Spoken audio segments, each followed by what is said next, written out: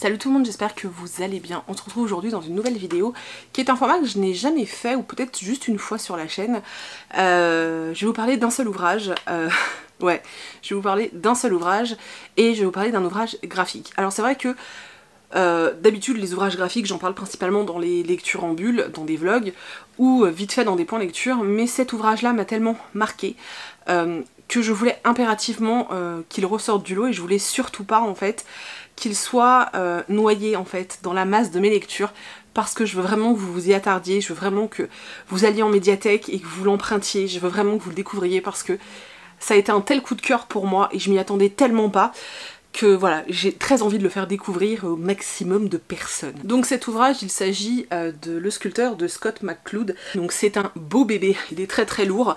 C'est un roman graphique qui fait à peu près 500 pages, qui a un certain coût, hein. Il coûte quand même 25 €, mais bon, c'est du graphisme, enfin voilà, il y a un boulot de malade dessus, et puis c'est pas une BD, c'est vraiment un bouquin de 500 pages. Je vais découper cette vidéo en deux parties entre guillemets, parce qu'il faut savoir qu'en fait Le Sculpteur c'est une réécriture du mythe de Faust. Comme je ne sais pas si tout le monde connaît le mythe de Faust, parce que je sais qu'il y a des très jeunes qui regardent la chaîne, je me suis dit que dans un premier temps j'allais vous parler vite fait, hein, parce que je suis pas une pro, donc juste vite fait je vais vous parler du mythe de Faust, et ensuite on parle du sculpteur. Alors déjà, qui est Faust? Faust, c'est un personnage, c'est un médecin qui a existé, qui a vécu, il me semble, entre le 15e et le 16e siècle. Donc c'était un médecin qui avait pas forcément très bonne réputation, qui a commis pas mal d'impairs, on va dire, et qui du coup a été banni de pas mal de villages.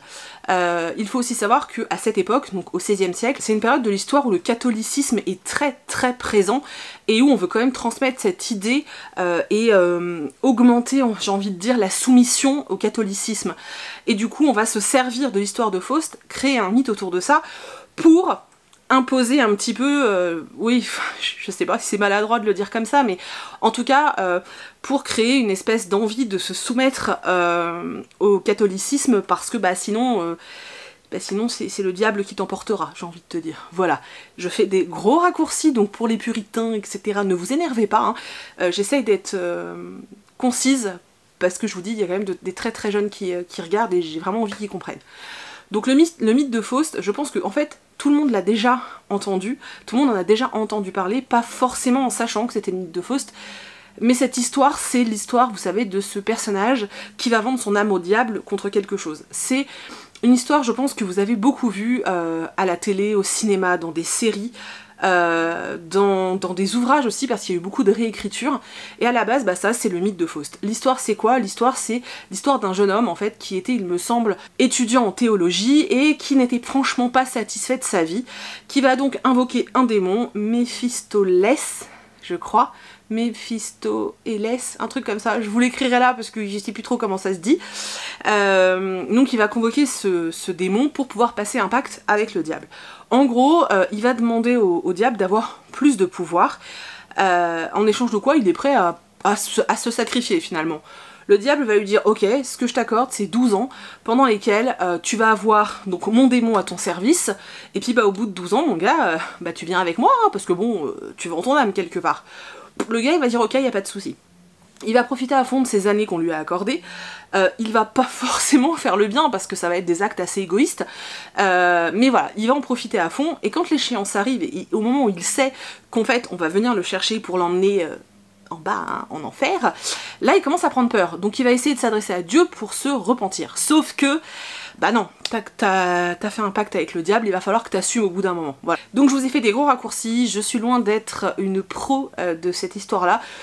Il existe je ne sais combien de réécritures du mythe, alors moi, dans l'histoire que je connais, on lui a accordé 12 ans, j'ai lu en cherchant sur internet parce que je me souvenais plus du nom du démon, j'ai lu un truc où on parle de 24 ans, voilà, donc moi je sais pas, l'histoire que moi je connais et que j'ai appris en cours, c'était ça, c'était celle que moi je viens de vous donner. Donc si c'est pas la bonne, faudra juste vous en prendre à ma prof de français, hein.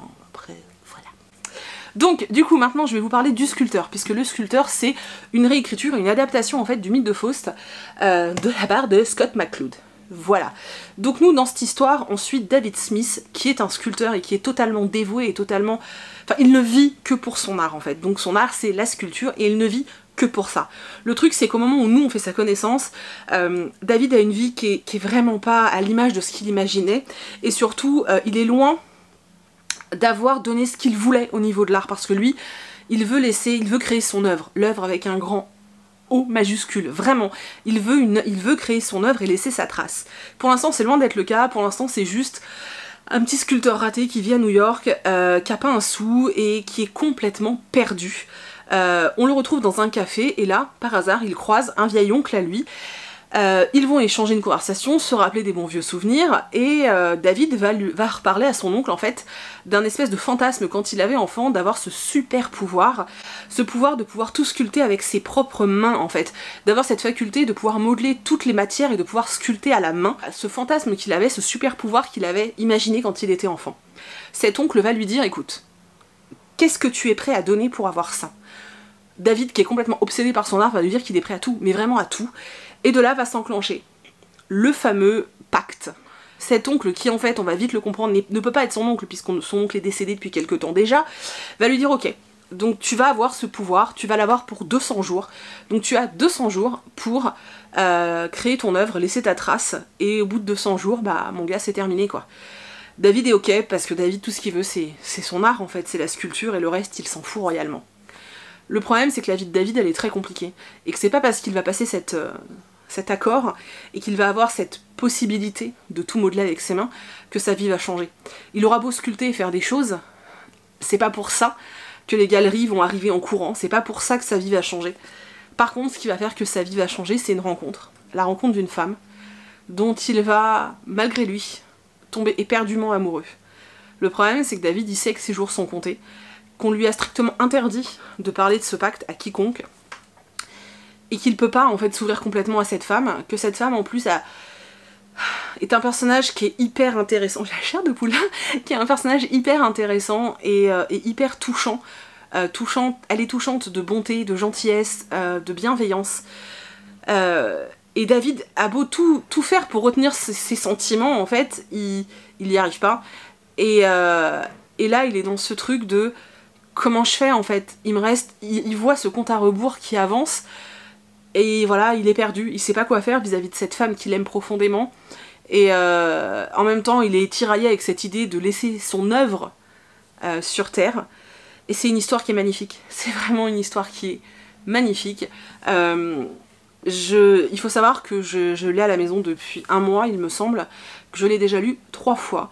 3 lectures totalement différentes. Ma première lecture, en fait, ça a été, le jour où je l'ai reçu, j'ai eu qu'une envie, c'est de le dévorer. Et donc j'ai commencé à le lire, et la seule chose que je voulais, c'était le fin mot de cette histoire, savoir si leur histoire d'amour allait être plus forte, si David allait s'en sortir, est-ce qu'il allait trouver une parade, est-ce qu'il allait se passer quelque chose. J'étais tellement à fond dedans, je l'ai bouffé, je n'arrivais absolument pas à me décrocher de cette histoire. Et quelques jours après, j'ai eu besoin de faire une seconde lecture qui était là pour le coup une lecture plus graphique. J'avais besoin de me replonger dans l'histoire mais à travers les dessins. Donc la deuxième lecture, je n'ai pas lu les textes, je me suis contentée de regarder de façon très détaillée les images.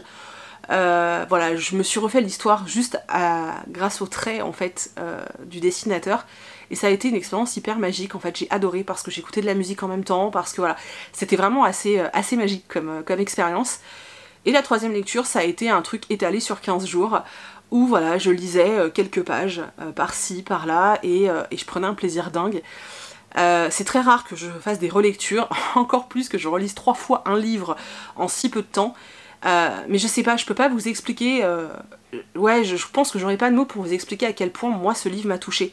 Alors ça plaira pas à tout le monde, je sais pas, j'ai trouvé que les expressions des personnages étaient super fortes, j'ai vraiment été profondément touchée par ces personnages, par cette jeune fille, par David, partout en fait. J'étais juste, voilà, ce livre m'a complètement happée, et j'ai vraiment très envie que d'autres l'essayent parce que c'est vraiment une pépite en fait.